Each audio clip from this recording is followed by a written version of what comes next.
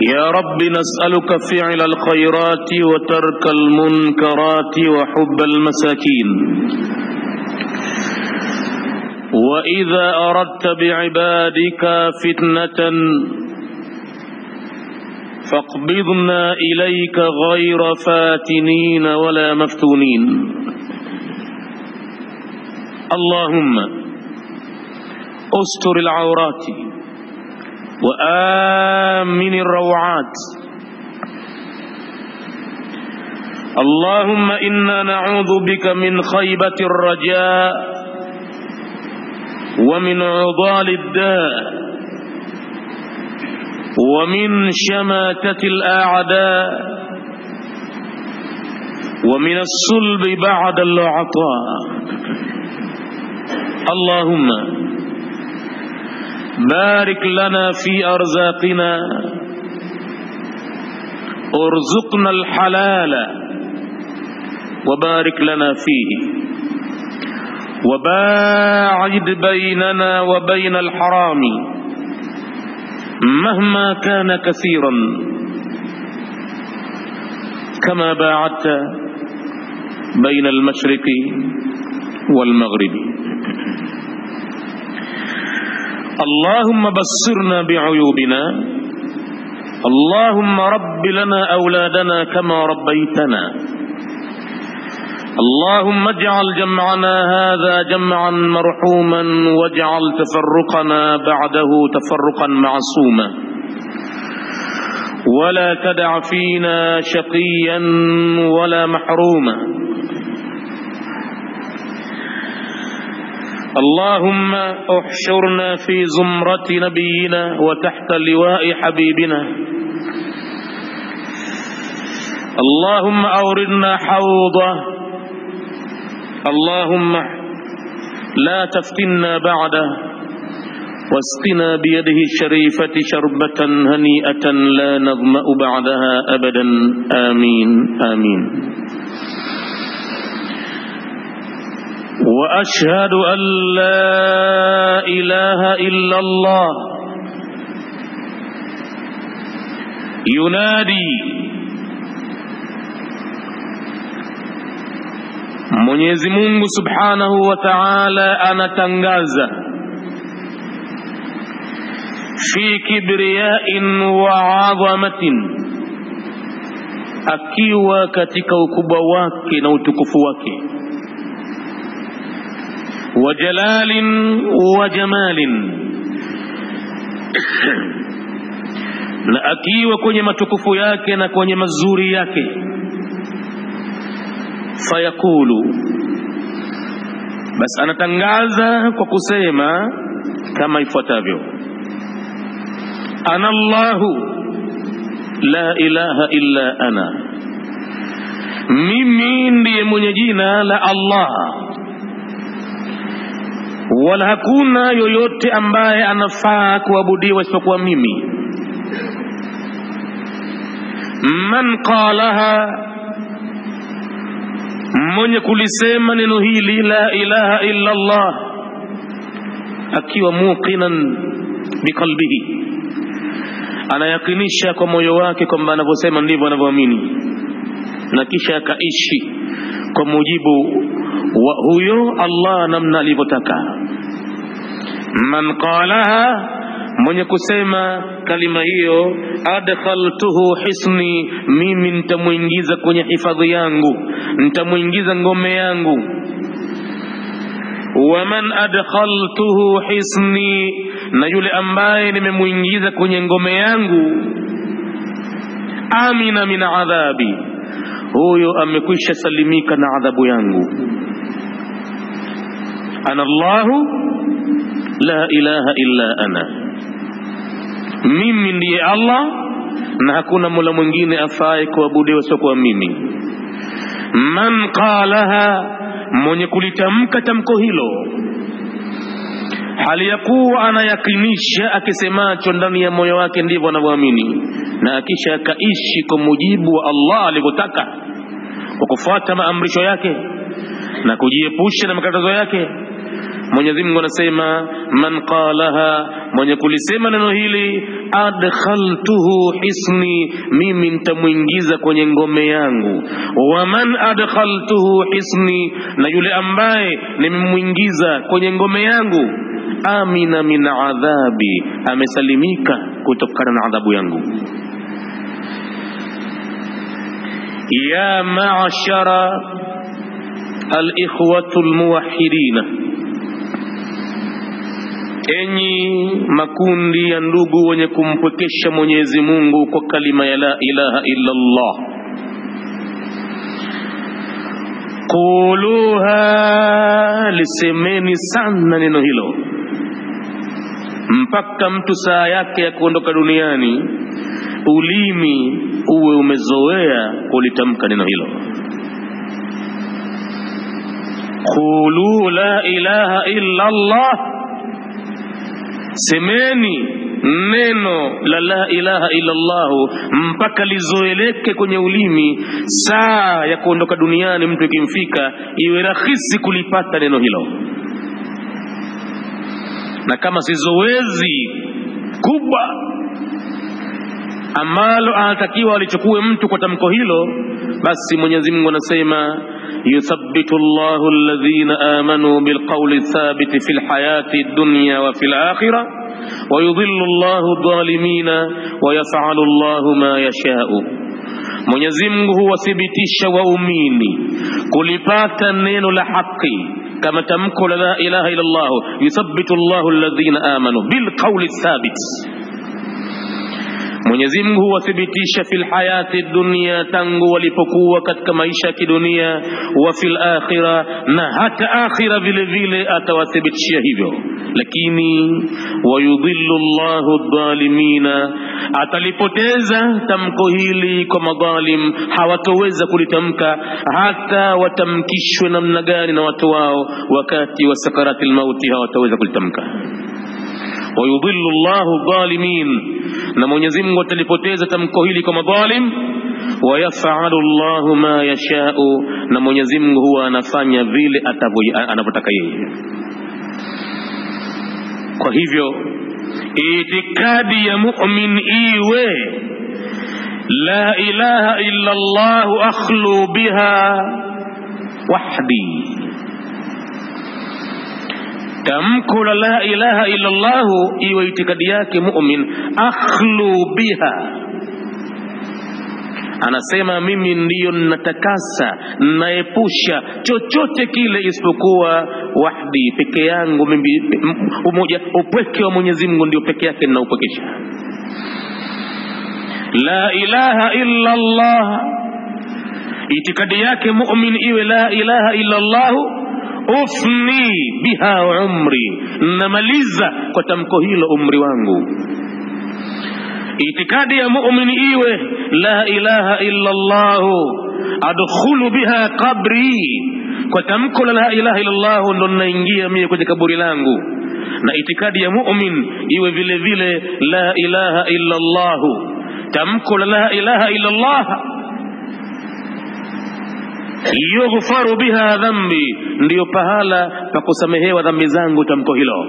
Na la ilaha illa Allah alqa biha rabbi, na kwa tamko la ilaha illa Allah ndiyo nakutana mimi kwa tamko hilo na Mola wangu, nakutana naye nikiwa naitakidi hivyo.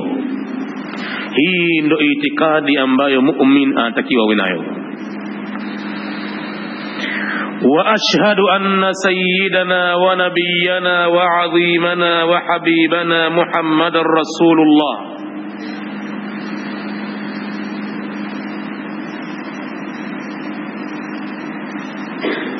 الرسول يلخص لنا حقيقة الدنيا. Mtume wa Mungu anatuchambulia uhakika wa dunia fi kalimatin qalailin, anatuchambulia hakika ya dunia ndani ya maneno yanayoonekana ni machache sana, kidogo tu.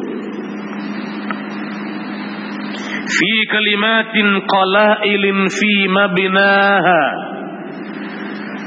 anatutambulia dunia katika maneno yanayoonekana ni kidogo sana, lakini katika mjengo wake maneno hayo, katika jengo la sentensi ni kidogo.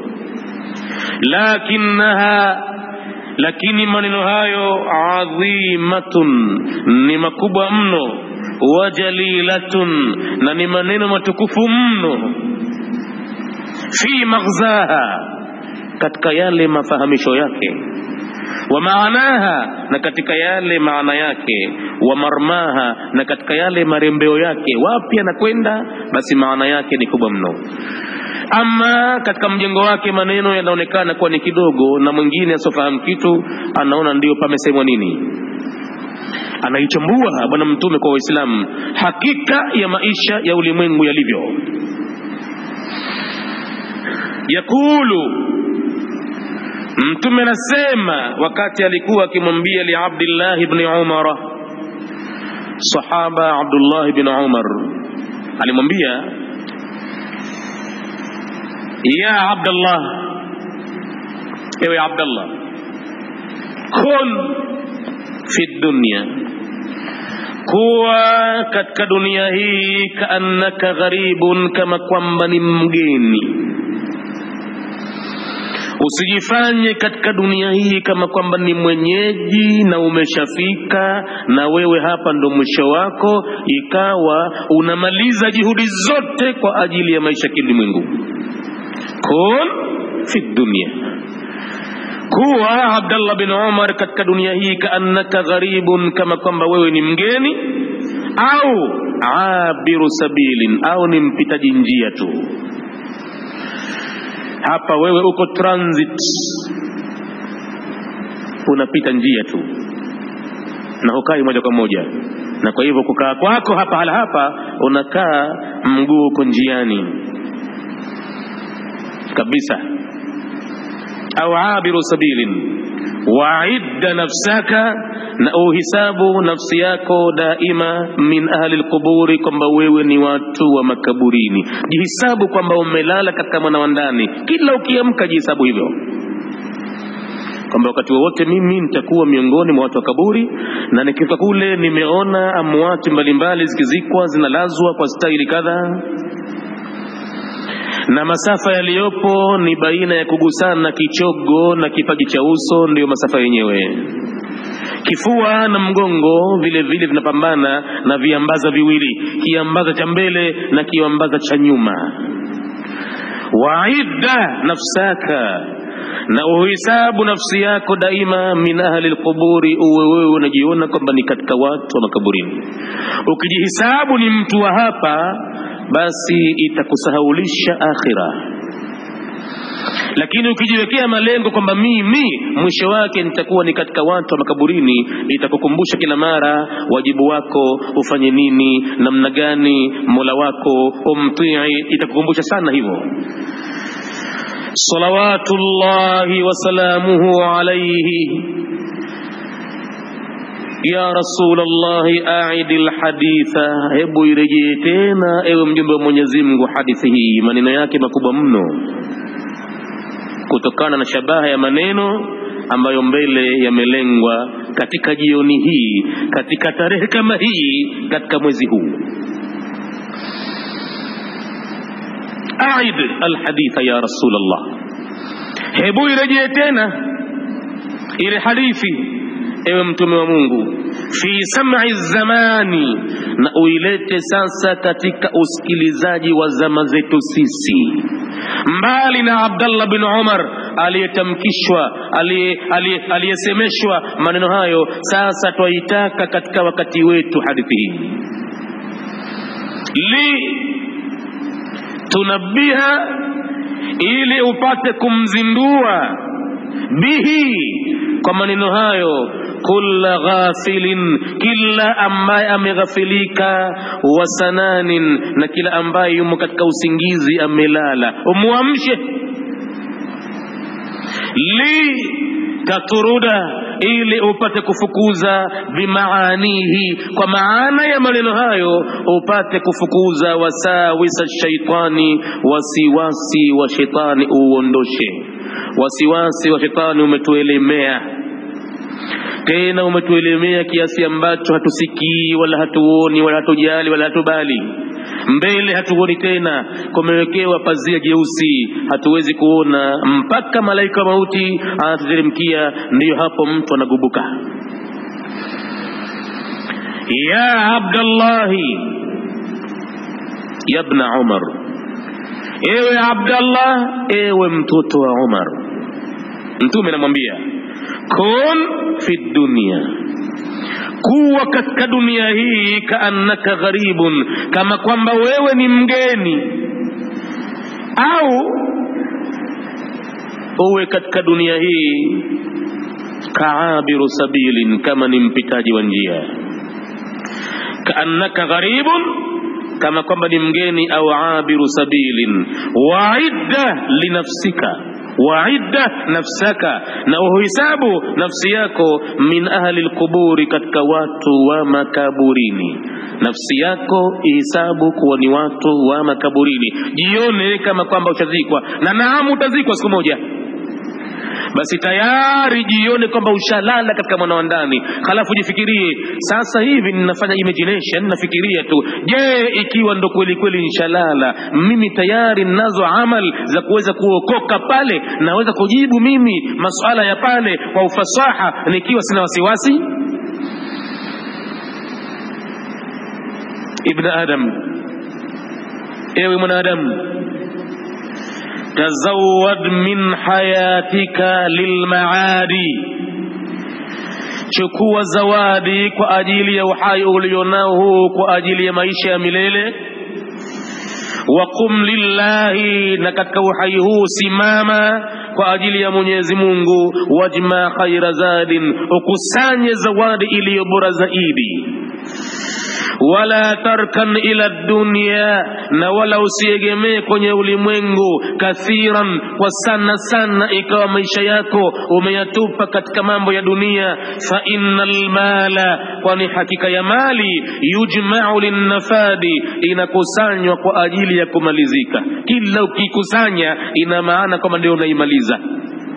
Na suri ya mali ilivyo, yujma'u linnafadi, inakusanywa kwa ajili ya kumalizika. Atarda, hivi wewe mwanadamu unaridhia, antakuna rafika qaumin, wewe ni rafiki miongoni mwa watu uliofuatana nao katika msafara.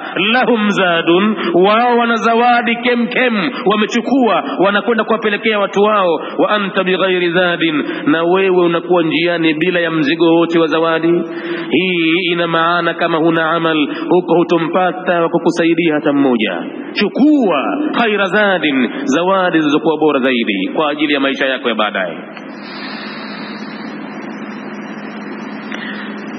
Na huko ukijua kama busara ya mshairi al-Imamu Ali radhiyallahu anhu alivyotoa abiyati, akasema an-nafsu tabki ala dunya, nafsi huwa inalia juu ya ulimwengu, lakini wakati huo waqad alimat, nafsi imeshajua anna salamata fiha, ya kwamba salama katika dunia hiyo, tarku ma fiha, ni kuyawacha yaliyomo katika ulimwengu. Ndo salama yenyewe.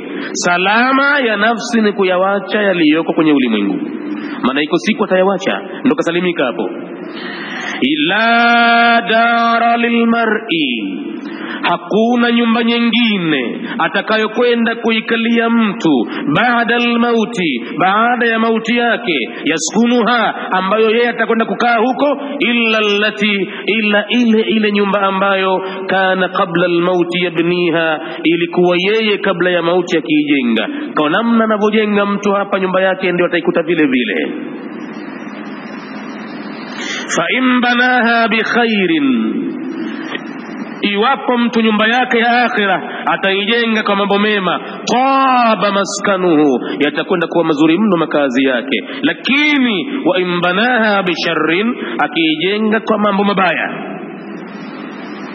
khaba baniha, litakwenda kumporomokea jengo lake, atakuta hana pa kukaa. Aina almuluku, wako wapi wafalme?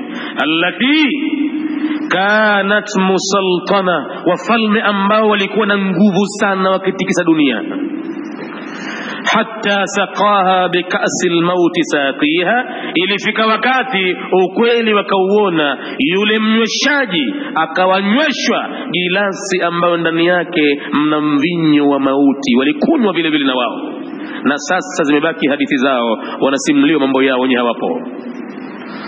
Amwaluna, mali zetu binadamu, lidhawil mirathi, ni kwa ajili ya wale warithi, najma'uha, tuzikusanya, si kwa ajili yetu, ni kwa ajili ya watakaorithi baadaye. Wewe mwenyewe huwahi kuzitumia. Waduruna, na hata majumba yetu vile vile, li kharabi dahri, kwa ajili ya kuvunjwa na zama, na bniha, ndo tunayajenga. Maana zama zikizidi miaka 10, miaka 30, nyumba lazima itikisike, lazima ichoke, na kwa hivyo tunajenga kwa ajili ya kuja kuvunjwa na wakati. Kam min madaini, ngapi katika miji, fil afaqi, katika eneo la anga, majumba ya ghorofa, qad buniyat, yamejengwa duniani. Amsat, yalifikia jioni moja, kharaban, kuwa yote yamelala chini, aidha kwa mtetemeko wa ardhi au upepo wa kimbunga. Amsat kharaban, jioni moja yalikuwa ni kuporomoka. Wa afna almautu ahliha, na mauti yakawamaliza watu wake waliokuwa wakiakalia majumba hayo. Innal makarima akhlaqun, hakika utukufu ndiyo tabia, mutahharatun, zenye kusafishwa. Ad-dinu awwaluha, dini yako ndo mwanzo iweke. Wala aqlu thaniha, na akili itumie vizuri, hilo jambo la pili. Dini ndo la mwanzo, wala aqlu thaniha, na akili la pili yake. Wala ilmu, na elimu siti unasoma sana, thalithuha, ndo la tatu yake. Wal ilmu rabi'uha, na tabia ya upole ndo ya nne yake tabia hizo. Wal judu, na ukarimu, khamisuha, ndo tabia yake ya tano. Wal fadlu sadiha, na kuwa na fadhila vile vile ndo ya sita yake.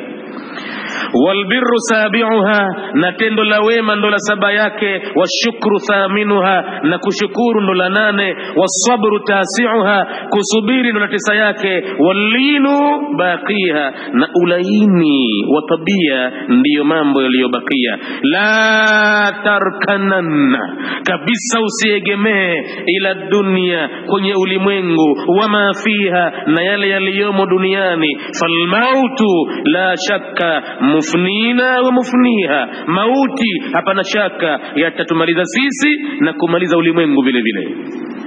Wa'amal lidari ghadan, fanya matendo yako kwa ajili ya nyumba ya kesho.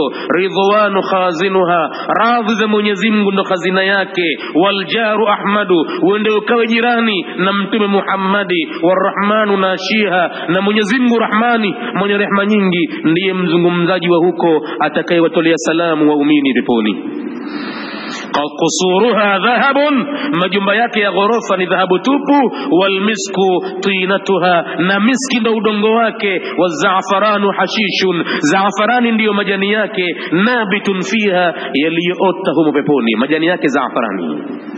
Zafarani ya huko sio ile hapa wanayolea watu.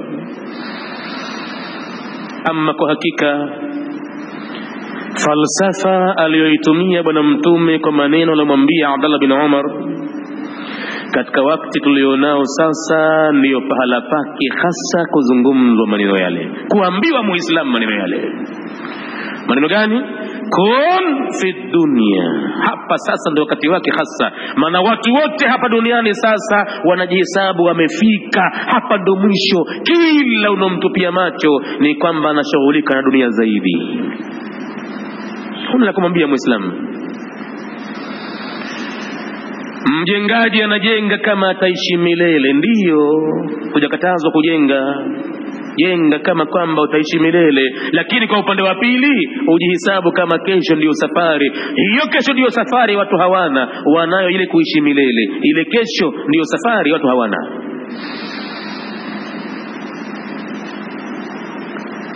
Nashhadu annahu qad ballagha ar-risala, kwa mafunzo haya tunashuhudia kuwa mtume wa Mungu kafikisha ujumbe aliopewa na Mola wake.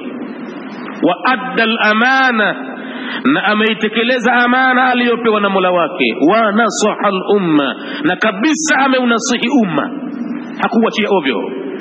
Wa maha dhulma, na ameifuta dhulma katika dunia.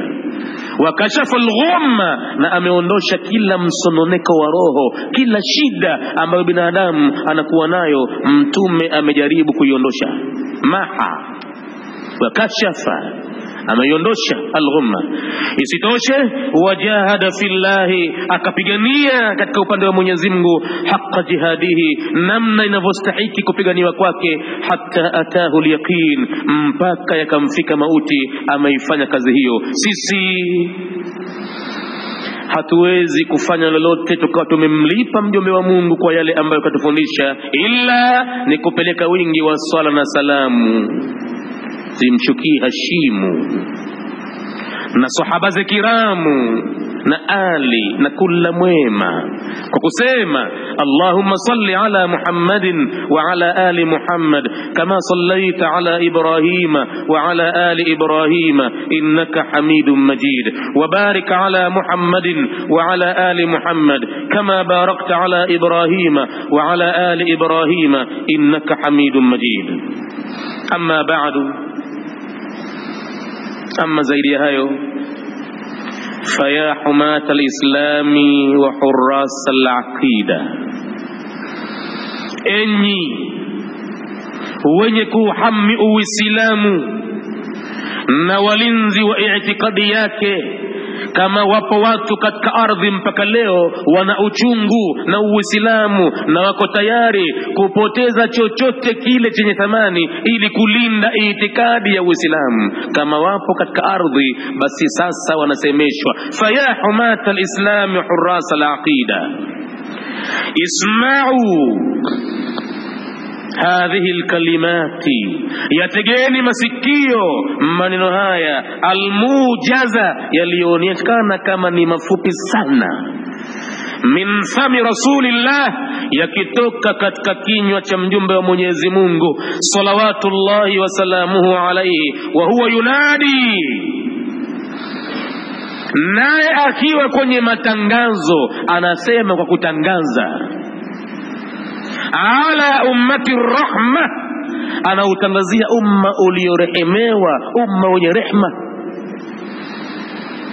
Ala ummati al-islami, tangazo analipeleka kwa umma wa Kiislamu. Fayaqulu, anatangaza mtume anasema hivi, as-sa'i ala al-armala, mwenye kufanya bidii juu ya mwanamke mjane, akamhangaikia, akamshughulikia, akamhifadhi asiadhirike, asiuze mwili wake kwa sababu ya kupata tonge yake ya kila siku, na kusitiri mwili wake kwa mavazi na kumweka pahala pazuri, na ikawa yeye anayafanya hayo hata kilolote kwake ila radhi za Mwenyezi Mungu. Mtume anatangaza kuutangazia umma wa rehma, umma wa Kiislamu. Anasema mtume, as-sa'i ala al-armala, mwenye kufanya bidii ya kumsaidia mwanamke mjane, ima kafiwa na mumewe ghafla, kutegemea maskini, au ndoa yake haikusimama, ameolewa kwa udanganyifu mkubwa, kisha baadaye akawachwa kwenye mataa, kama wanavyosema vijana wa kileo, hajui sasa endako, hana mwelekeo, kadanganywa. Baada ya siku 7 za fungati hamuoni tena mumewe, hapati barua wala salamu, kamdanganya. As-sa'i ala al-armala, mwenye kufanya juhudi kumsaidia mwanamke mjane, au miskin, au akamsaidia masikini.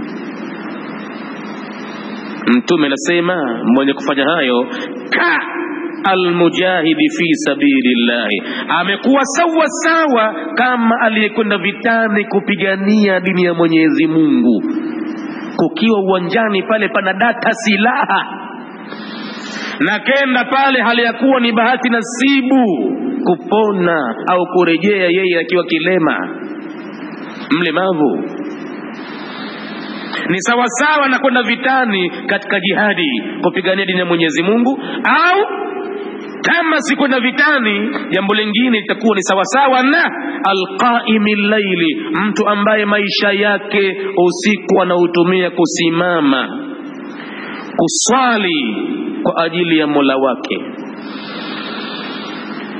As-saimin nahari, na akawa mchana akiamka anafunga, ni sawa sawa na aliyesimama usiku kwenye qiyamul layli na kufunga mchana wake. Hichi ndicho kilipo, au huo ni usawa anaoupata aliyemshughulikia mwanamke ambaye ni mjane au masikini mwingine yote yule ambaye yuko katika hali mbaya duniani. Hayo ayuha alikhwatul mu'minuna, ma'a hadha alhadithi sharif, pamoja na hadithi hii tukufu, jioni ya leo yaduru hadithuna, ndiyo mazungumzo yetu yatakuwa yanazunguka hapa kwa maksudi. Leo ni siku ya kitabu, tulikuwa kawaida yetu Riyadhus Salihina, lakini kwa umuhimu wa jambo lenyewe lilivyo na kwa mkabala wa tarehe ya mwezi namna unavyotukimbia kwa spidi kubwa, anakaribia mtu kutokuamini kwenye akili yake akiambiwa leo tuko katika siku ya 24 katika mwezi wa Ramadhani. Huwezi kuamini. Imeanza lini kwani? Hata leo ya 24. Sasa ndiyo tena arijojo inakwenda zake. Ad-dunya kasuqin qama thumma infad, na dunia ni kama soko lilostawi mchana kisha likamalizika. Ukifika wakati wa magharibi kuingia usiku, hupendi hata kupita hapo sokoni, na ukipita peke yako unaogopa labda watatokea watu sasa hivi hapa waniue. Jinsi ya ukimya ulivyo na hali mbaya ilivyo hapapendezi, lakini mchana ilikuwa ingia toka zogo. Hii gari imeshusha mananasi, hii gari imeshusha makaa, hii gari imekuja na ndizi mbivu, ndizi mbichi, aina kwa aina, na mara samaki wameingia chekwa. Tafuta mlaji wake ni nani. Hivi ndivyo dunia ilivyo, kasuqin qama thumma infad, kisha umalizika.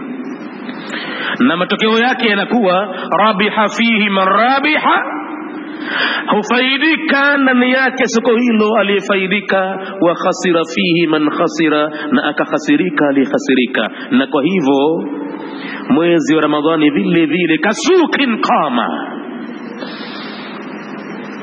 ni mwezi ambao fardhi yake inakuwa mara 70 na sunna yake inakuwa kama ni fardhi, lakini imekuwa kama kasuqin qama, kama soko iliyositawi. Thumma infadh, hiyo yatuacha mkono ya kwenda zake. Rabiha fihi, wako waliofaidika ndani yake, man rabiha, waliofaidika, wa khasira fihi, na wamekhasirika ndani yake, man khasira, waliokhasirika. Wako walioingia kwenye marathon mwezi wa Ramadhani, na hao ndio wataona siku zake kwa hakika zimewakimbia, kwa sababu ya ile mbio walizokuwa kenda hapa darasani, hapa qiyamul layli, hapa pana kitu kadha, hapa juzuu yake ya kuimaliza anayo mbio, alimuradi apata juzuu 30 kwa siku 30, anakwenda spidi kubwa. Ama huyu anaona siku zimemkimbia sana. Lakini yule mwingine aliohesabu mwezi wa Ramadhani ni mwezi ambao umemuingilia kati na starehe zake, ni siku za kushinda na njaa na kiu. Kwa hivyo inakuwa ni usingizi mkubwa sana wa mchana kutwa, na usiku ni kukesha katika maraha na hivi na hivi. Ama huyu anaweza kuona balaa limeshuka, na hii siku 24 hii kwake inakuwa ni kama senchari 24. Amekaa katika karne 24 ndani ya Ramadhani. Jinsi ya tabu ilivyokuwa inampiga. Mwingine anaona ndio mpaka lini pataliwa mchana, lini taliwa mchana. Anazihesabu, anaziona 6 zilizobaki au 5 zilizobaki kuwa ni mzigo mkubwa usiokadirika kuchukuliwa. Lakini aliyeingia kwenye marathon kwa hakika anaona ya kwamba muda umekwisha, na akijitizama kulifanya jambo lenye maana la kuweza kumtegemeza hasa aegemee, anajiona kama sina kitu madhubuti. Kwa hiyo zikimalizika siku hizi, ili ithibitishwe saumu ya Muislamu kwamba alikuwa amemkusudia Mwenyezi Mungu, mbele pana mtihani mwingine watongojea wa zakatul fitri. Hapo ndo penye mambo yote, hapo ndo penye mambo yote. Hiyo ndio final. Mbio zilizokwendwa katika marathon ya mwezi wa Ramadhani, mfunda ule pale sasa unaonekana, na anaweza mtu kupitwa hapa mfundani, na mwingine akaambiwa wewe disqualified, umeharibu kila kitu. Nimeharibu vipi jamaa, na nimefika mimi makini hapa? Anaambia umefika ndio, lakini umefika upuzi mtupu. Kuna njia umeiwacha ya mchanga wa pwani ukupita, wewe upita juu kwa juu, wenzako wameteremkia pwani bwana, na tumeweka treki hii ipitwe katika marathon, lazima upite kwenye mchanga wa pwani, utizamwe pako pahala pana maji yamejaa, uogolee. Uogolea wewe, umemaliza kilomita 42 ndio, lakini kuna baadhi ya mambo kuyafanya, na kwa hali hiyo disqualified. Wewe unaambiwa umeharibu, kaa upande, hamna maxi, hukushinda. Jamani, nimefika wa mwanzo, hukufika wa mwanzo, kuna baadhi ya mambo umeyavunjia miko yake. Na katika miko mikubwa ya mwezi wa Ramadhani kwa hakika ni zakatul fitri, zaka ya fitri. Hapa anapimwa mtu, hapa anatizamwa mtu kwamba alikuwa akitaraji malipo kwa Mola wake au alikuwa kafata chengesha tu, watu wanafanya naye anafanya tu vile vile. Kuna zakatul fitri. Mtume anasema saumu ramadhana muallakun baina as-samai wal ardi la yurfa'u illa bi zakatil fitri. Funga ya Ramadhani inatundikwa baina ya mbingu na ardhi, haiendi popote, haikubaliwi mpaka inyanyuliwe, isogezwe kwa nguvu ya zakatul fitri. Zakatul fitri angalau japo kwa siku moja katika ardhi ya Mwenyezi Mungu, viumbe angalau siku ile wamekula vizuri, wameshukuru. Yaumul Eid, siku ya Eid ile, asibakie kiumbe Mwenyezi Mungu siku ile anazunguka mitaani anaomba na yeye vile chakula. Mwenyezi Mungu halitaki hilo, kaweka mtihani wa zakatul fitri. Na katika zakatul fitri, kama utampima na kumtafuta yuko wapi al-armala, mwanamke mjane hana mume maskini, na hawezi kujitokeza mbele ya zaka na sadaka zenye kuwekwa na vurumai msongomano, kujitokeza pale mwanamke mno watu wote wamuone na fulani yuko pale, hawezi mambo yale. Watu wengine wanatoa zaka, lakini ni ugumu kwa mtu mwingine kwenda pale, mambo yanakuwa magumu sana. Huenda ndani yake ikawa kama kuna ria hivi, mtu atakaonekane kwamba katoa zaka, wala hakuna haja ya watu kuwafanya wagombane, wapigane vibiru pale na kuadhi. Haina haja kabisa, haina haja.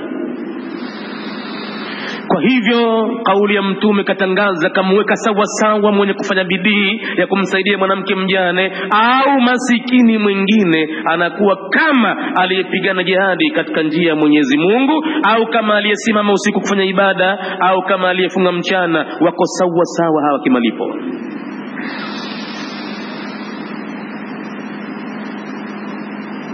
Antakilu,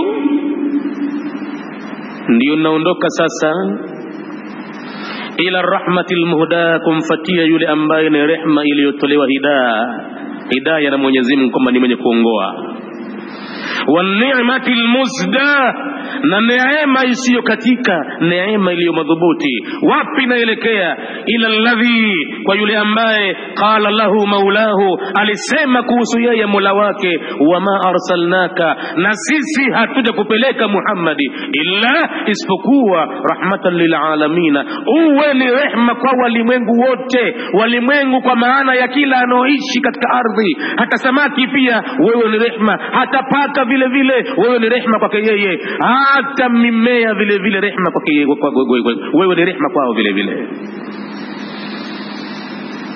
Naam ya Rasulullah, madha taqulu, unasema nini li ummati alislam, kuambia umma wa Kiislamu?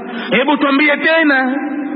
Wa madha tuwajihu, na nini unalielekeza?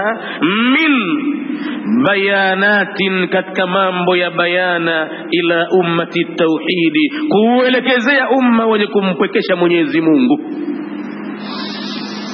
Isma'u alhaditha marratan ukhra, isikilizeni tena ile hadithi kwa mara nyingine, nyoyo zishtuke na mwili au viwiliwili vipate kutekeleza amri hii. Wa ba'da ma yantaqilu ila al-adhani, na baada ya hadithi hii kuondoka kwenye mashikio, yajibu, inapasa, an ya'bura almajala, itumie kivuko katika uwanja mwingine, alwaqi'u, uliopo baina aladhani walqulubi, baina ya masikio na nyoyo, li yastaqirra fil qalbi, ili hadithi hii ya mtume iende ikabaki, itulie ndani ya moyo. Wayatamakkanu fihi, ichukue nafasi pale kaikitako, kulla tamakkunin, kila namna ya kukaa vyema. فإذا ما خرجنا من المساجد, na pale tutakapotoka misikitini baada ya hadithi hiyo kuisikia, yajibu, ni lazima kila muislamu, an natarajama, tuifasiri hadithi hii, an natarajama alhaditha, tuifasiri hadithi yenyewe, al-lafdhi, ambayo tumeipokea kwa maneno, ila waqi'i amali, tuipeleke katika matendo, maanguko ya vitendo. Fala barakallahu, kwani Mwenyezi Mungu habariki fi qawlin, maneno yoyote, bila amalin, bila ya matendo. Habariki Mwenyezi Mungu, anataka pakisema pawe panafanywa.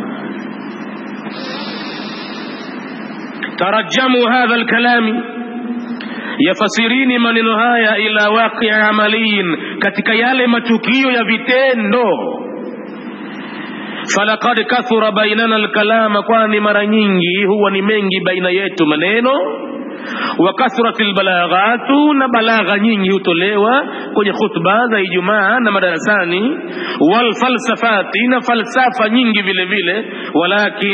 Lakini indama nughadiru almasajida, wakati tunapoiaga misikiti, tunapoondoka misikitini, sara'anu ma yatabakharu alkalamu, kwa haraka sana namna gani yanayeyuka maneno yale, bihararati shamsi, kwa joto la jua, yanakuwa hayapo tena. Wasara'anu, na kwa upesi sana, ma nandhuru hawalaina, tunapoangalia pambizoni mwetu, dhata liyamini, kuanzia kuliani, wa dhata shimali, na kushotoni. Fala najidu, hatukuti tena, fi kulubina, ndani ya nyoyo zetu, illa alfadhan ranana, isipokuwa ni maneno tu ambayo yanasifiwa. Amesema leo hutuba kali, au darasa leo ilikuwa nzito na hivi na hivi, ni maneno ambayo yana sound katika masikio tu. Wa ibaratin tannana, na vipande vya maneno ambavyo vilielekea kuwa ni vitamu mno kuvisikia. Wa khutban baligha, na khutba nyingine za Ijumaa zenye kuchoma, zafikiria mbali maneno yake. Wa sa'atin tiwala naqdhiha ma'a al-kalami, na wakati mwingine saa nyingi tuzipitisha kwenye maneno matupu. Walakin alkalama bila amalin, lakini maneno bila ya matendo, mathaluhu, mfano wake, kama yakulu alqailu, kama vile anavyosema msemaji aliyoweka abiyati ndogo, akasema, ajuzun, kuna kizee kikongwe cha kike.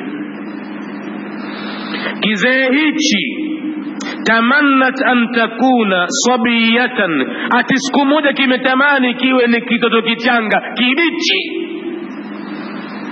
Wapi mambo hayo? Waqad nahala aljambanu, hakika mbavu zimekwisha kondeana. Wahdaudaba dhaharu, na mgongo vile vile ushapindana, anakwendea mkongojo. Akatamani siku moja arejee tena kule anakotoka. Fasarat ila al-itari, sasa juhudi yake kujirejesha katika ujana, akakimbilia katika manukato. Tabghi shababaha, anautafuta ujana wake, akatumia mkorogo sasa anautia kwenye uso, anafanya bleaching, anafanya bleaching ili apate uso wake uje kama kijana, au akae kama mzungu vile, aonekane kama namna kama hiyo. Sasa na ilhali ya kwamba miaka ishamkataa, uso ushakunya, kila kitu kwake kimeshakataa kabisa, akifanyiki tena.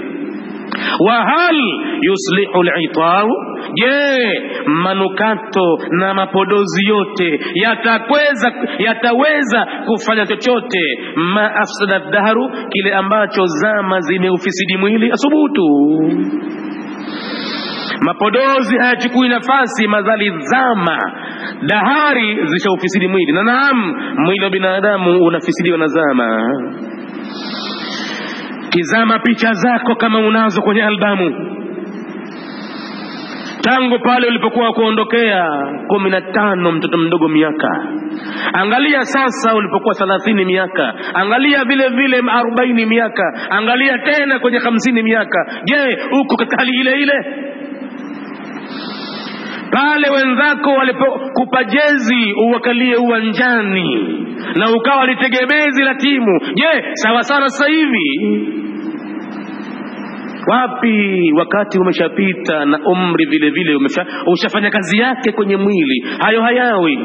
Basi maneno matupu bila ya matendo, imekuwa kama kwamba alivyosema mshairi huyu, ajuzum, hichi ni kizee, tamannat an takuna sabia, kimetamani kiwe kitoto kichanga. Waqad nahala aljambanu, mbavu zimekondeana. Wahdahudaba dhaharu, na mgongo umeinama. Fasarat ila al-itari, akakimbilia kwenye manukato na mapodozi. Tabghi shababaha, atafuta jana wake. Wa hal yuslihu al-itaru, je, yanaweza kutengeneza mapodozi? Ma afsada dahru, kile ambacho kimefisidi zama? Abadan. Anajidanganya. Isma'u kalama alhabibi, tegeni masikio maneno ya kipenzi cha Mwenyezi Mungu. Wa huwa yumathilu, naye anatoa mfano aljaniba alijtimai, katika upande wa watu wanaoishi pamoja duniani, na wote ni Waislamu, wanamwamini Mwenyezi Mungu, wakisimama katika sala wanamkabili Mwenyezi Mungu mmoja. Mtume anaufahamisha umma huo uwe vipi katika maisha yao wakitoka mle msikitini. Fi shari'ati llahi, anauweka katika sheria ya Mwenyezi Mungu kwa kusema as-sa'i 'ala al-armala, mwenye kwenda kwa bidii juu ya mwanamke aliyemjane au almiskini au masikini mwingine. As-sa'i 'ala al-armalati allati, mwenye kufanya bidii kwa mwanamke ambaye mata zawjuha, alikufa mumewe, au almiskini au masikini alladhi, maskini ambaye usiba, amefikwa na mambo duniani. Fa askanathu almusiba, ukamweka kitako msiba ule makanahu, pahala pake. La yaqwa, sasa kawa hawezi tena ala dharbi, hata kuhangaika fil ardhi, katika ardhi hawezi kabisa. Wala yastati'u sa'ya, wala hawezi yale mahangaiko yale wanaoyafanya watu mbalimbali. Huyu kaenda kulima, huyu kasafiri kwa biashara, huyu ni mwalimu anasomesha, hawezi tena. Wala yastati'u sa'ya wara'a luqmatil 'aishi, hawezi tena kufanya bidii za kwenda na huku na kurudi katika kuipata tonge yake ya maisha. Huyu ni maskini huyu. Li'ahadin, kwa ajili ya maafa usiba biha, ambayo maafa hayo yamemsibu yeye. Wallahu jalla jalaluhu, na sikati tamaa aliyefikwa na msukosuko duniani, kwani Mwenyezi Mungu mtukufu yakulu fil hadithi alqudusi aljalil, anasema katika maneno matakatifu, aliyefikwa na misukosuko hana kumsaidia, hana kumtazama, mambo yameharibika, anagaragara kwenye dhiki za ulimwengu, asikate tamaa. Kukata tamaa ni kosa kubwa mbele ya Mwenyezi Mungu. Ikiwa mambo hayakunyooka duniani, yatanyooka kaburini. Hayakunyooka duniani, yatanyooka yaumul mahshari. Mwenyezi Mungu anasema, wa izzati wa jalali, na apa kwa nguvu zangu na utukufu wangu, la ukhriju abdan min ad-dunya, mimi simtoi mja yoyote duniani kwa kumfisha. Wa uhibbu an arhama, na mja huyo ikawa ninapenda kumrehemu kwa kumsamehe makosa yake, simondoi kwanza. Hatta uwafiyahu, mpaka nimlipe kwanza, bikulli sayyi'atin, kwa kila uovu, kana amilaha, ambao yeye alikuwa akiufanya. Nimlipe nini sasa hivi? Nimlipe sukuman fi jasadihi, ugonjwa ndani ya mwili wake, nimpe maradhi. Wal maradhu yaghfiru dhunub, maradhi mja akikufika ujue kwamba yanasamehe madhambi, yanafuta madhambi. Na Mwenyezi Mungu anasema, kama mja wangu nataka kumrehemu kwa imani yake aliyonayo, na kafanya ibada lakini kulikuwa na mambo hakuweza kuyaondosha, hakuweza kuyafuta kabisa ibada zake, kuna mambo yalikuwa ibada hazina uzito wa kufuta madhambi yale, nami nishapenda kumrehemu mja wangu, nimpokee kwa uzuri kabisa, basi hata uwafiyahu, mpaka kwanza nimlipe mja wangu huyo, bikulli sayyi'atin, kwa kila uovu, kana amilaha, ambao yeye alikuwa akiufanya uovu huo, nimlipe sukuman fi jasadihi, maradhi katika mwili wake, au ikhtaran fi rizqihi, au nimpe ufukara katika riziki yake, nimpe ukosefu wa mapato. Ukosefu wa mapato unapokuja wakati mwingine ni rehema ya Mwenyezi Mungu. Kumbuka kuna mijidhambi yatakaifutwe, na huenda ikawa siku zako za kukaa duniani zimekaribia kuisha. Mwenyezi Mungu anakupa mtihani ule, anapotazama utasema nini na utafanya nini, kwa sababu hakuna cha kufuta madhambi yako ila upewe ule mtihani wa masikini. Au iktaran fi rizqihi, au musibatan, au nimpelekee msiba fi malihi, utakaokuwa ndani ya mali yake, au waladihi, au msiba wa mwanawe, hatta uballigha minhu, mpaka nimfikishie mja wangu huyo masaqila dharri, uzito wa mambo magumu. Na hapo tena palipobaki labda kuna baadhi ya mambo mengine hayakuweza kufutwa, hata kwa madhambi, hata kwa maradhi hayo, hata kwa misiba ya mali yake, hata kwa misiba ya mwanawe na mwili wake, kuna baadhi ya madhambi bado hayaondoki vile vile, makubwa mno, na pengine mwenyewe kayadharau, kayaona madogo, kumbe hayawezi kuondolewa na mpaka hayo vile vile. Fa idha baqiyat lahu sayyi'atun ba'da dhalik, na endapo limebaki kosa moja baada ya hapo, halikuweza kufutika kwa maradhi, halikuweza kufutika kwa mtihani wa umasikini, halikuweza kufutika kwa mtihani kwenye mwili na watoto na mali. Fa idha baqiyat lahu sayyi'atun ba'da dhalik, Mwenyezi Mungu anasema, shaddadtu alayhi sakaratil mauti, humpelekea ugumu wa ile saa ya kuondoka duniani, sakaratil mauti, nampa kitu tafu, akionje kitu kigumu astahimili pale sasa. Hata yalqani, haya yote nampenda sana mja wangu ili akutane na mimi, kayaumi waladatu ummuhu, kama siku alipozaliwa na mama yake, hana hata dhambi moja, na aje mbele yangu akiwa hana hata dhambi moja. Kwa hivyo misukosuko yote hiyo ijue tu kwamba Mwenyezi Mungu amekutakia rehema, anataka kufutie madhambi. Usihisabu kwamba umeonewa, usihisabu kwamba ni katika mambo ambayo ni balaa, wakati mwingine kwako ni khairi kubwa sana hiyo.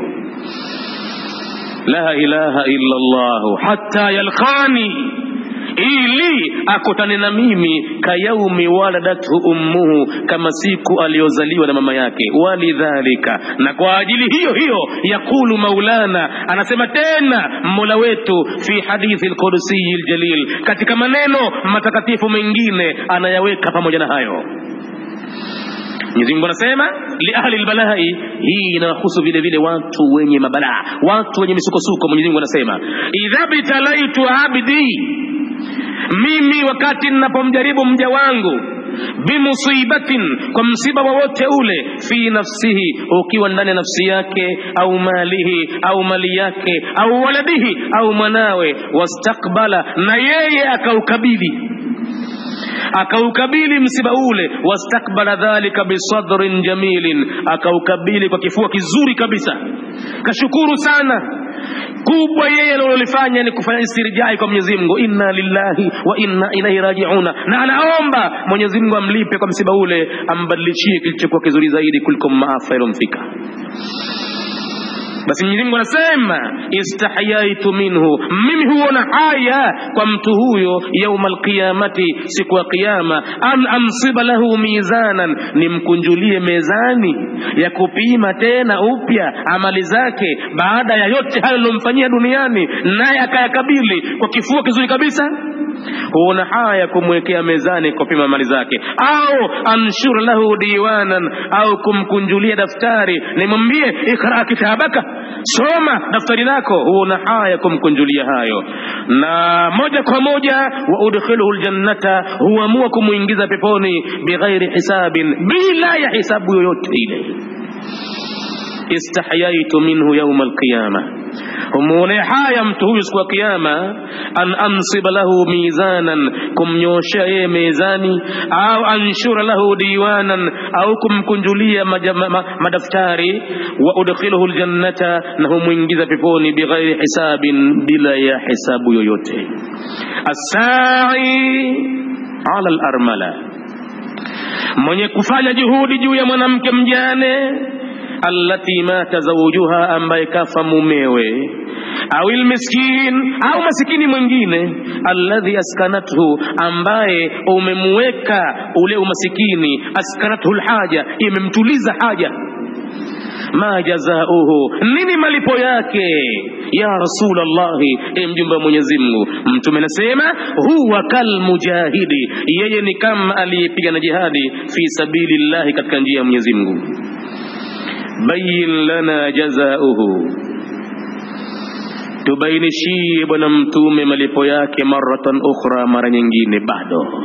Tupige katika nyoyo zetu, tugonge kwenye vichwa vyetu, mpaka tuzindukane katika usingizi mzito ambao tumelala. Na siku zote makafiri wanazidi kutupiga drugs tulale tena, hawataki tuamke bwana, wanataka tulale fofofo, na wanazidi kutufanyia injection za kutulaza kwa anasa za dunia. Kila tukitaka kuelekea kuamka hawatuachii. Leo hii Muislamu, hebu utampa falsafa gani ya maelezo, na utamtafsiria aya gani za Qur'ani na hadithi ipi ya mtume, ikiwa ni nabawi au hadithi kudusi, maneno ya Mwenyezi Mungu? Hebu utamtafutia kitu gani umchambulie hata akubali kuacha kucheza kamari katika ile iitwayo bingo? Hebu utamwambia vipi mpaka akubali? Muislamu unaswali naye msikitini na kila kitu, na unafunga naye saumu, anangojea kwenye television kutazama tiketi yake ya kijani au ya manjano, ipi itakayotajwa. Ameinunua kwa shilingi 1000, anangojea kupata milioni 100. Wewe msemaji, hebu niambie falsafa utakayoitumia milioni 100 kwa shilingi 1000? Hapo ndi pahala ambapo ataambiwa Mwenyezi Mungu, hapo sasa chukua waja wako wema unaowataka, na sisi tuachie dunia yetu. Makafiri wamo katika kazi kubwa.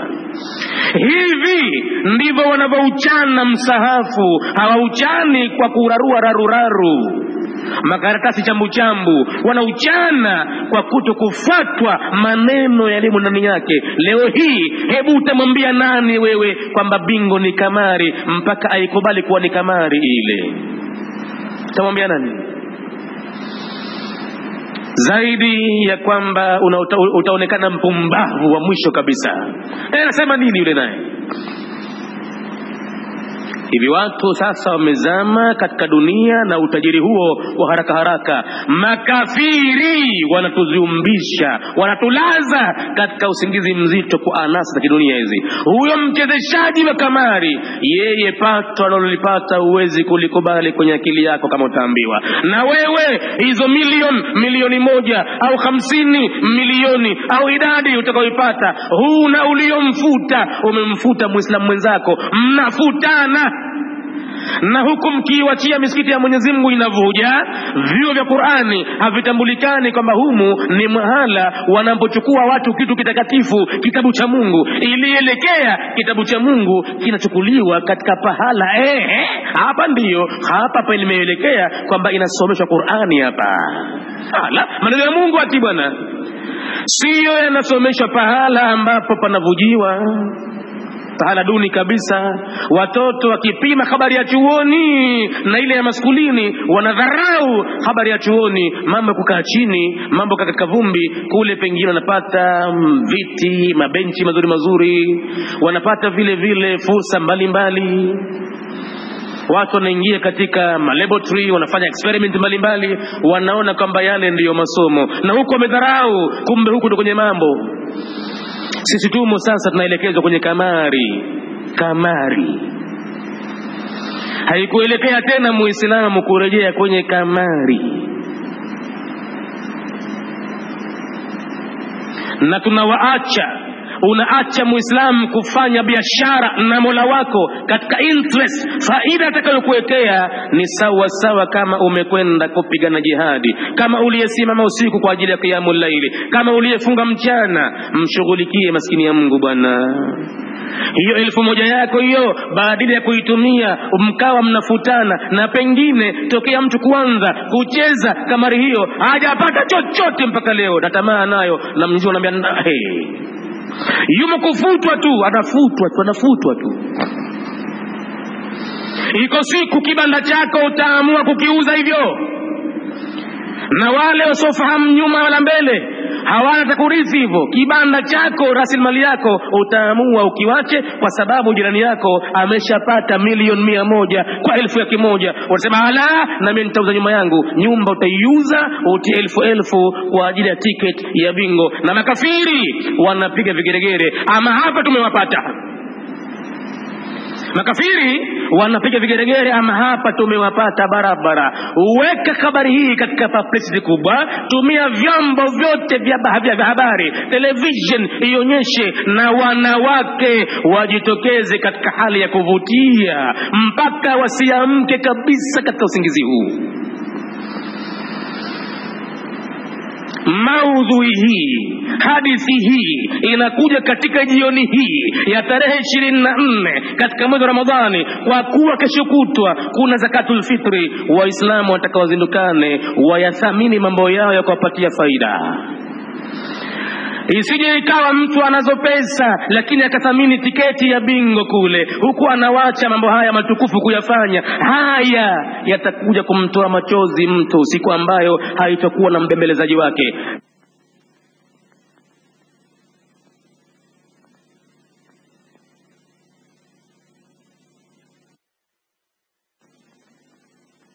Sabta, vipi ulichuma?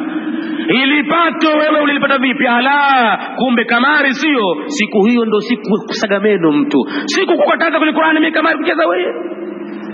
Min aina iktasabta, vipi umeipata? Wa fima anfaqta, na khalafu ulipoipata uliitumia vipi?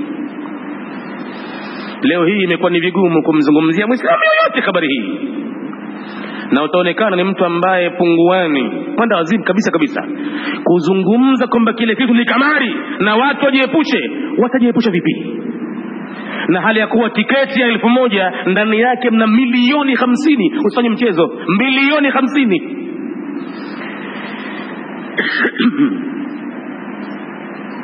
Bayin lana, hebu tubainishie tena majazauhu, nini kilipo chake, maratan ukhra ya sahibal bayani, ewe bingwa kubainisha, ya sahibal bayani alali, ewe mwenye kubainisha kwa bayana ya juu kabisa. ya sahib al-kalam al-ghali, ewe mwenye maneno yaliyo ghali mno kutamkwa kwa binadamu yoyote yule. Ya sahib qusuri al-bayan al-ghawali, bayin lana jazaohu maratan ukhra, bayin lana jazaohu. Huwa mtu huyo kalqaimi al-layli kulli, kama aliyesimama usiku wote, la yafturu, ikawa hanyongonyei wala hachoki, wasaimi, na akawa anafunga mchana nahari mchana, jami'ahu wote, la yuftiru, hafungui kinywa, yaqumu al-layla kullahu, anasimama usiku wote, la yafturu, hanyongonyei, la yadhufu, hawi mnyonge, wala yalinu, wala hawi laini, wayasumu an-nahara, na anafunga mchana, la yuftiru, haonji chochote, hatta yalqa Allah, yuko hivyo hivyo mpaka anakutana na Mwenyezi Mungu. Huu ndio mfano wa mtu kutumia mali yake kwa kumtazama maskini ya Mungu au mwanamke mjane. Tumia sasa ulichonacho. Saumu yako pia haiendi mbinguni, haikubaliwi. Lakini shetani ni shetani. Ash-shaytanu ya'idukumul faqra, shetani atakuahidi mtoka mafakiri. Yani wewe ukishamtazama mwanamke mjane na masikini kwa zakatul fitri, hisabu ya pishi zako zilizoko nyumbani, tuko wangapi sisi, halafu tiketi ya kununulia bingo nitaipata wapi? Hapo sasa ndo mambo. Ash-shaytanu ya'idukumul faqra, shaytani anakuahidini kwamba mkitumia mali zenu katika njia za kumridhisha Mwenyezi Mungu mtakuwa mafakiri na mpate chochote duniani.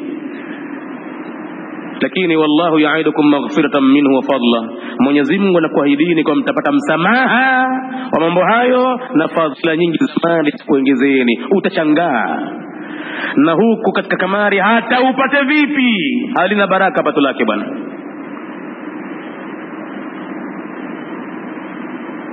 Yamhaqullahu riba wa yurbi sadaqati, Mwenyezi Mungu anaifutia baraka mali ya riba au kamari na kuipa baraka nyingi mali ambayo imetolewa sadaka. Pato lake utashangaa siku ya nyumba kuungua kwake, utashangaa vipi imekuwa.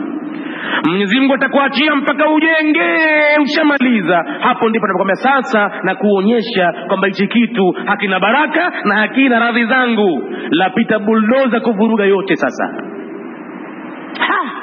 tabu yote ile ndiyo huenda ikawa pato lake lipatikana kwa njia mbaya, ndani yake mna dhulma. Hiyo kamari ya bingo bwana, mnafutana Waislamu wenyewe kwa wenyewe, makafiri wataka msiamke milele, na mnaacha kutekeleza amri za Mwenyezi Mungu mbalimbali. Aljanibul amali, hapa mtume leo anaishi na sisi katika upande wa kiutendaji, upande wa utekelezaji. Fil islami rahmatun, ni rehema kubwa anatupa. Waqiyatun, na ni mambo ambayo yatokea duniani. As-sa'i 'ala al-armala, mwenye kufanya bidii kwa mwanamke mjane au miskini. Kalmujahidi fi sabilillah, tena upewe wewe motisha gani? Wataka uvutiwe vipi? Au al-qa'im al-layli as-swa'im an-nahari. Wa ta'ala ba'da dhalika, nasogeeni karibu baada ya hayo, linaltamisa tatbiq al-amali, ili tutafute namna gani kutabikisha kimtendaji. Min sayyidina Faruqi, namna gani watu walifuata maagizo haya wakayaambatanisha kiutendaji, kiutekelezaji. Mtume katamka hivi, watu wako pale wanamwangalia, wanamsikiliza. Walipotoka msikitini watu waliposikia kwamba mtu anaofanya bidii kwa mwanamke mjane kilipo chake kadha kadha kadha kadha, itizame sasa namna gani utendaji wake. Mfano wake kautoa al-Faruqi hadhihi al-umma, yule aliyefarikisha baina haki na batil katika umma huu, Umar ibn al-Khattab. Nini kafanya radhiyallahu anhu katika kumtekelezea mtume wito wake huo? Umar ibn al-Khattab kana yabhathu an amalin, Saidna Umar alikuwa anatafuta kitendo akifanye, yutajiru fihi ma'a Allahi, afanye biashara kwa tendo hilo pamoja na Mwenyezi Mungu. La yutajiru fihi ma'a al-ibadi, asifanye biashara pamoja na waja binadamu, maana hawana faida hasa ya kumpa fil aswaki, sokoni kule. Inma yutajiru fihi, anataka afanye biashara na yule ambaye katangaza biashara kwenye Qur'ani. Inna Allah ashtara, Mwenyezi Mungu ananunua. Na kisha akasema fastabshiru bibai'ikum alladhi bay'atum fihi, shangilieni, peaneni bishara kwa biashara yenu ambayo Mwenyezi Mungu amekutangazieni hiyo.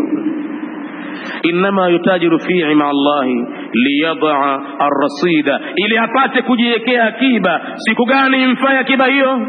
Akiba imfaye yauma yafirru almar'u min akhihi, siku atapomkimbia mtu ndugu yake, wa ummihi na mama yake, wa abihi na baba yake, wa sahibatihi na mkewe, wa banihi na mwanawe, likulli mri'in, kwa kila mtu minhum siku hii miongoni mwao, yauma idhin siku hiyo, sha'anun yughnihi, ana jambo lenye kumtosha yeye. Yauma la yanfa'u malun, siku ambayo anafanya biashara na mapema Saidina Umar, katika siku ambayo la yanfa'u malun, haitosaidia mali, wala banuna, wala mtoto, illa, isipokuwa man atallaha, atakayemfikia Mwenyezi Mungu.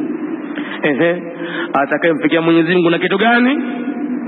Atakayemfikia Mola wake bikasrin adhimin, huku akiwa na jumba kubwa sana la ghorofa, au bimali kathirin, au amekwenda na mali mengi kaipata kwenye kamari ya bingo, au bijahin aridhin, au kwa kipaji kikubwa duniani, au bihasabin matinin, au kwa ukoo unaojulikana madhubuti zaidi, au biharasatin bukhariya, au kwa walinzi wengine wakitumika baharini, au akiwa na kitu gani? La yanfa'u malun wala banun illa man atallaha, isipokuwa yule ambaye kamfikia Mwenyezi Mungu biqalbin salimin, akiwa na moyo uliosalimika na kila aina ya balaa la madhambi, moyo mweupe una ushirikina. Wa idha bi Umar, siku moja Saidina Umar wakati anafuta afanye amali gani sasa, kisha sikia kwa mtume wa Mungu, mtu anomsaidia mwanamke mjane amekuwa faida yake amna kadha kadha kadha kadha, akasema sikubali, na mimi faida hiyo nataka niipate. Wa idha bi Umar yajidu kukhan, siku moja Saidina Umar anakikuta kibanda fi dhahiyatin, katika kiunga kimoja, min dawahi al-Madina, katika viunga vya Madina, nje ya Madina huko vijijini.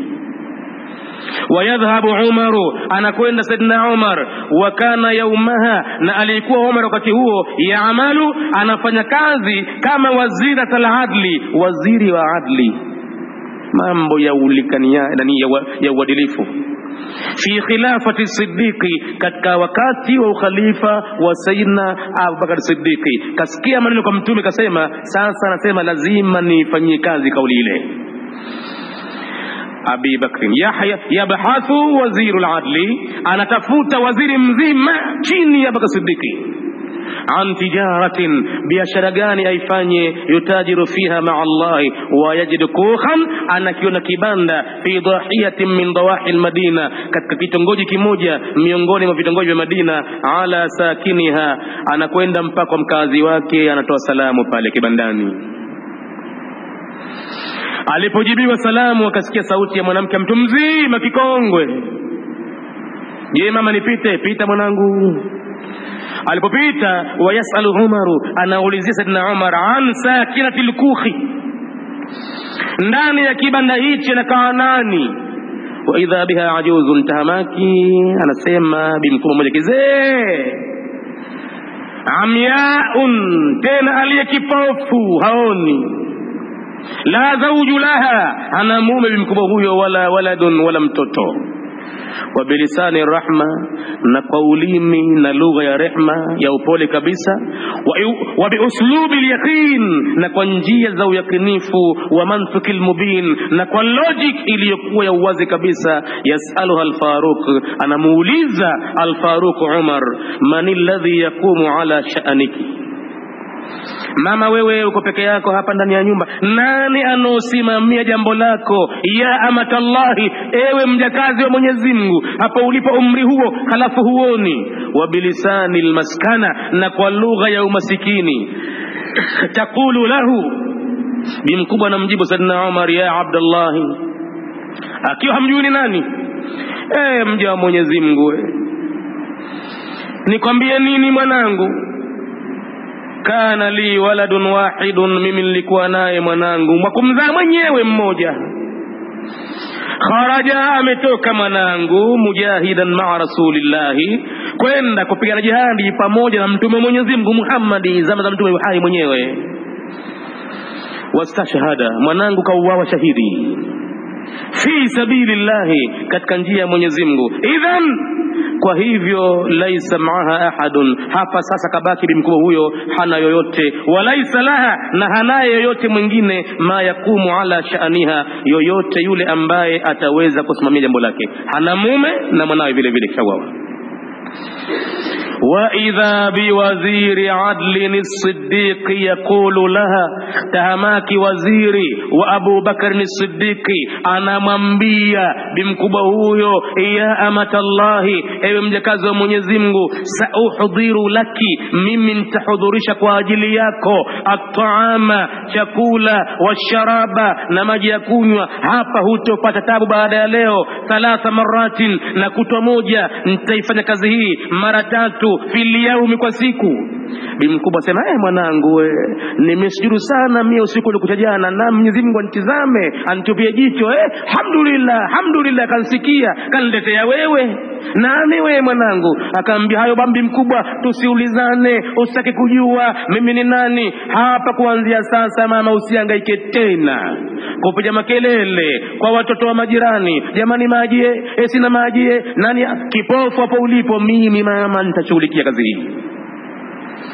Lakini ninachokuomba, wasakumu bikanasil khayma, na nitasimamia mpaka kufagia khema lako hili, banda lako hili, warishiha, na kulitandika pakutandikwa, na maji takujazia. La tukhbiri, lakini usimpe habari ahadan, yoyote, bihadha, kwa tendo hili ambalo kufanyia. Hata akikushikilia mtu, hebu niambie nani huyo katokea, na kuomba mama, hii baki siri baina yawe na Mola wako. Wajalihi, lifanye jambo hili bainaki, baina yako wa baina allamil ghuyubi, na baina ya mwenye kujua siri zote, usimwambie yoyote.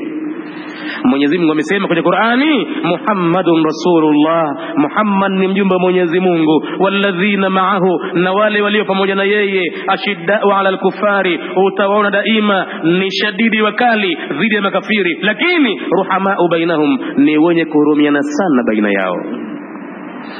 Lakini bil asafi shadidi asbahna al-yawma, tumepambazukiwa sisi leo, ruhamau bil kufari, twawapenda na kuwarehemu makafiri, na tumekuwa kinyume chake, ashiddau fima bainana, ni shadidi wakali mno katika mambo ambayo yametuhusu baina yetu wenyewe kwa wenyewe Waislamu.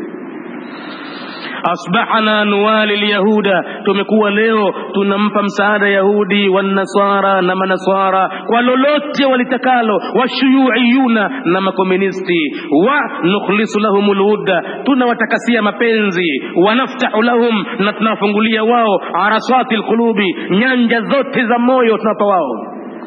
Amma almuslimuna, amma kwa upande wa Waislamu, fala rahmata bainana wa bainahum, sisi hatuna huruma yoyote kati yetu na wao. Fal muslimu, kwa mfano Muislamu mwanamume leo, idha rabba lihiyatahu, kama ataamua kufuga ndevu zake, apate sunna ya Mtume Muhammadi, auweke uso wake uwe kama ni uso wa mwanamume, asbaha mawdu'an, atashtukia yeye ni maudhui fi dairati hamra'in, yani ya kuzungumzwa katika nyumba nyekundu. Nyumba nyekundu yani nyumba za hatari hizo.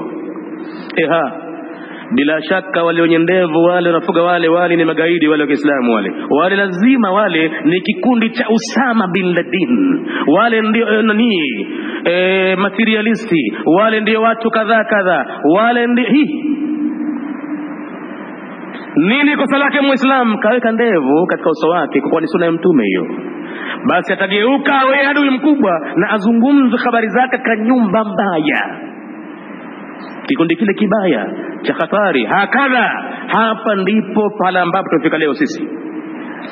Na mwanamke wa Kiislamu naye vile vile, kama ataamua achukue hijabu yake ajistiri mwenyewe, kama ni mwanafunzi anakwenda skuli na hijabu yake, kama mfanyakazi ofisini anakwenda kazini na hijabu yake, ataonekana ndiyo balaa.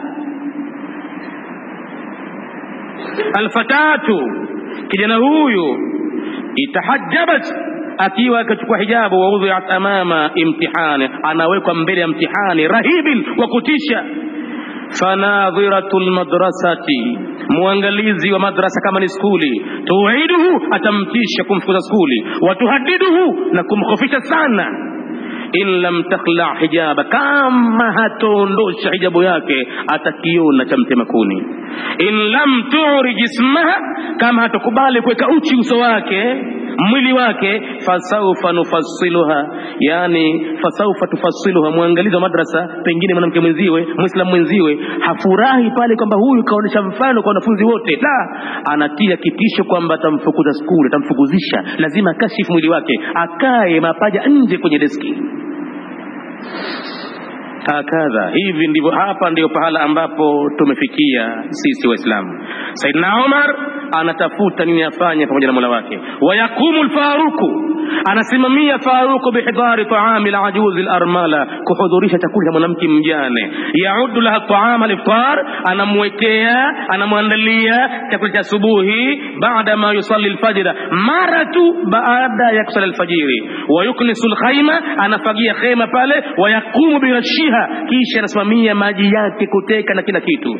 Wa yaudu laha ta'ama al-ghada, na kisha mchana anamtayarishia chakula cha mchana, baada ma yusalli dhuhra, akishamaliza kusali dhuhuri. Wa yaudu laha, kisha baadaye tena mara ya tatu anamwandalia ta'ama al-ashai, chakula cha jioni, baada ma yusalli al-ishai, akishamaliza kusali isha. Kullu hadha, yote haya, ma'a tanzifi al-khima, pamoja na kusafisha khema, warishiha, na kutika maji, kujaza mahala mote. Bimkubwa kwa heri, tayari mama seti shukrani zake hazisemeki kwa Mwenyezi Mungu, na kumuombea dua kubwa kubwa. Wa dhata yawmin, siku moja, yusalli al-Faruq, anasali al-Faruq Umar fajrahu, al-fajri yake. Wa yaatina, anakwenda zake kama kawaida, liyadha ta'ama al-iftari, ili kwenda kuweka chakula cha asubuhi, fi khaymatil ajuzi, katika khema la bimkubwa al-armala, aliyekimjane. Fayajidu, tahamaki siku hiyo anakuta at-ta'am, kuna chakula, qad wudhi'a laha, kimeshawekwa kwa mtu mzima yule. Baada ma kunisat, tena baada ya kisha kufagiliwa khaymatuha, khema lake, warushat bilma'i, na kujazwa maji tele. Fayusabu Umar bimufajaa, Saidna Umar anafikwa na fadhaa kubwa. Kaannaha swaikatun, kama kwamba kimondo cha radi, nazalat ala al-ardhi, kimeteremka juu ya ardhi. Waqtala'atil jibalu, kikangoa majabali kimondo hicho. Wa yaqulu laha, anafika kwa mwandiko kwa bibi mkubwa Saidna Umar, sauti yake inakwikwi, anataka kulia, anamwambia, ya amatallahi, mjakazi wa Mwenyezi Mungu, manil ladhi a'adda laki hadha at-ta'ami, mama hebu niambie, nani alokuandalia chakula hichi leo? Ma hadha, nini habari gani hii? Bibi mkubwa anamwambia, mwanangu, haya mambo mimi nimeambiwa nisiseme kabisa, na sikutajii. Hapa anonisaidia mimi, kanishika shikio, iwe ni siri baina yangu na Mwenyezi Mungu, na kwa hivyo sikutajii. Nani kanipiku mimi huyu? Saidna Umar akaona haiwezekani, lazima nimjue. Wa idha bi Umar yakhtabi, tahamaki Saidna Umar ajificha siku moja, baada salati dhuhuri, mchana baada ya dhuhuri. Liyara, ili amuone, man alladhi sayadkhulu khaymataha, nani huyo anakuja kaingia katika khema la bibi huyu akamfanyia haya. Liyara man alladhi iktashafa at-tariqa, nani aloigundua njia yangu ya biashara mimi na Mola wangu, kaja kaingilia kati, anafanya biashara na yeye vile vile. Yakhtabi wara'a sakhratin, anajificha nyuma ya jabali, hatta la yara ahadun, ili asimuni mtu yote. Wa idha bihi yara, tahamaki anaona, kharija, nje kule, min khaymatiha, kutoka kwenye khema la yule bibi, Aba Bakr as-Siddiqi. As-Siddiq kanitangulia tena mara nyingine vile vile. Nilikuwa nikiona uchungu siku mtume alipotamka, lau uzina imanu ahli al-ardhi jami'an, lau kama zingepimwa imani za watu wote duniani, ukiwatoa mitume hawamo, na imani ya Abu Bakar ikawekwa upande wa pili wa mezani, anasema Mtume imani ya Abu Bakar lazima izidi zaidi kuliko watu wote. Anasema Sayyidna Umar, niliona uchungu siku ile nimekuambiwa mtu mmoja huyu atupete sote, kumbe kweli kumbe kanipita yeye. Aba Bakr Siddiqi, Abu Bakrin fi ayi aljamiati takharaja haulai, ukijiuliza katika chuo gani wametoka watu hawa. Lau uzina imanu al-ummati kullaha, lau kama zingepimwa imani za umma wote biimani Abi Bakrin, zikapima pamoja na imani ya Abi Bakrin, la rajaha imanu Abi Bakrin, Mtume nasema ingezidi imani ya Abi Bakr wahdahu biimani ummati jami'an, kwa umma wote wa Kiislamu. Al-khalifatu alladhi nazala al-aminu Jibrilu, huyo ni khalifa ambaye siku moja Jibrilu kateremkia Mtume khususiyya khassa dhata yawmin ala habibillahi Muhammadin wa qala lahu ya Rasulullah assalamu yuqri'uka as-salama wa yaqulu laka balligh Aba Bakr minni salam, mfikishie Aba Bakr min rabbihi salam wa qul lahu, na kisha mwambie ya Aba Bakr, ewe Aba Bakr, rabbuka yuqri'uka as-salama, mola wako anakutolea salamu, wa yaqulu laka, na anakwambia wewe huwa radhin anka, yuradhina wewe, anta radhin anillah, je wewe uko radhi na Mwenyezi Mungu? Hawa ndio watu ambao kioo chako Muislamu waekieke mbele yako, utizame hawa waliishi vipi. Wacha kutoa mwanya kuwapa makafiri bwana, wanatulaza usingizi kila siku, wanatuvumbulia balaa.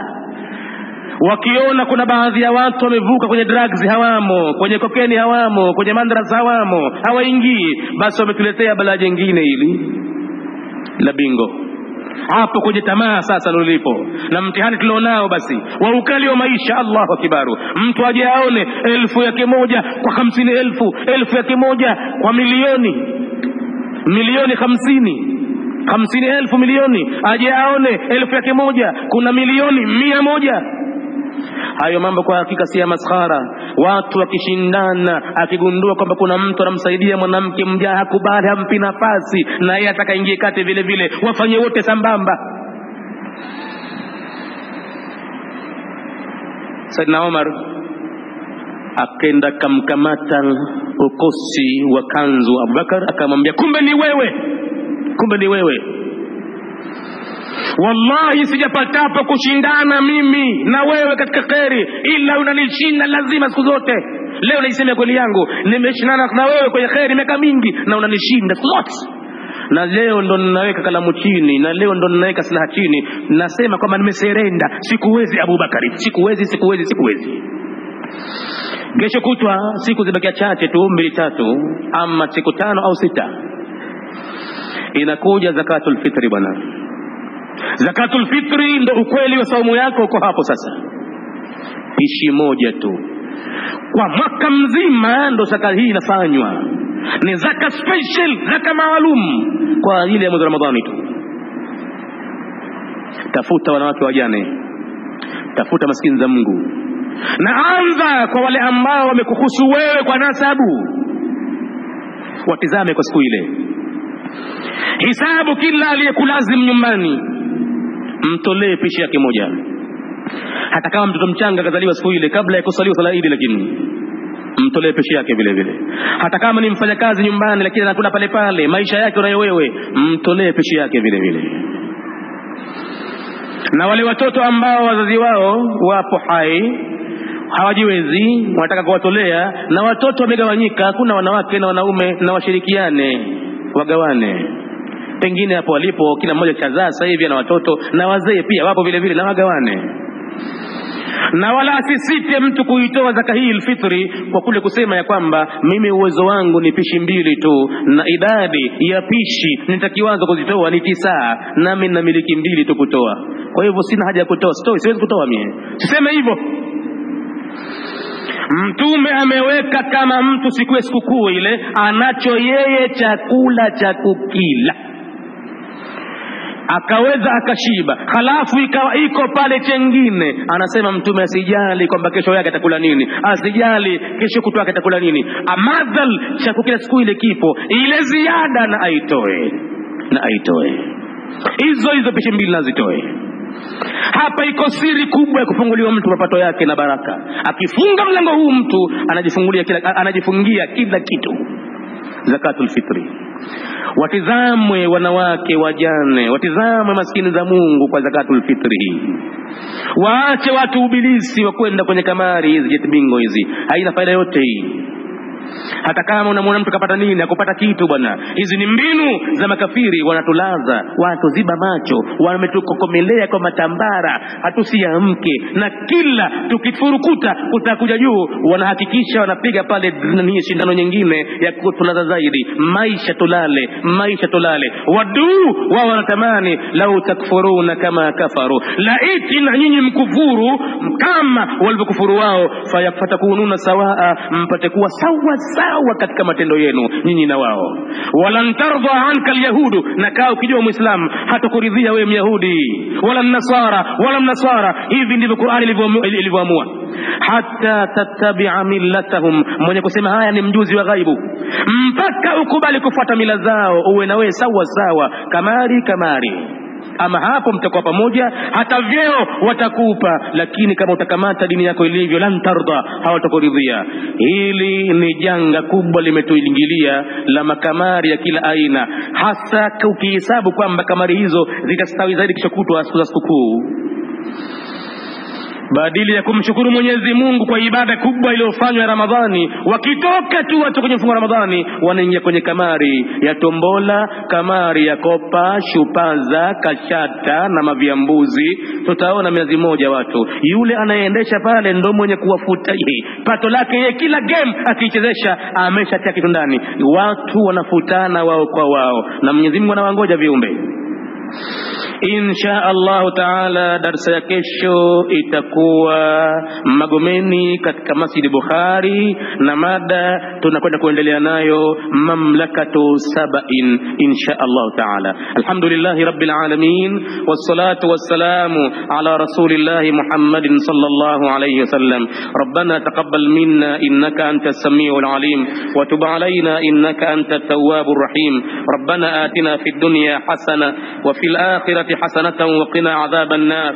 اللهم فقهنا في الدين وعلمنا التأويل والتفاسير وارزقنا اتباعه. اللهم زينا بزينة القرآن وارزقنا تلاوته آناء الليل وأطراف النهار على النحو الذي يرضيك، واجعله حجة لنا لا حجة علينا يا رب العالمين. اللهم إنا نسألك موجبات رحمتك وعزائم مغفرتك والغنيمة من كل بر والسلامة من كل إثم والفوز بالجنة والنجاة من النار. اللهم لا تدع لنا ذنبا إلا غفرته، ولا كربا إلا فرجته، ولا عيبا إلا سترته، ولا دينا إلا أديته، ولا مريضا إلا شفيته، ولا ميتا إلا رحمته، ولا حاجة هي لك رضا إلا قضيتها يا أرحم الراحمين برحمتك يا أرحم الراحمين. وصلى الله على سيدنا محمد وعلى آله وصحبه وسلم، وأستودعكم الله الذي لا تضيع ودائعه. والسلام عليكم ورحمة الله وبركاته. وترك المنكرات.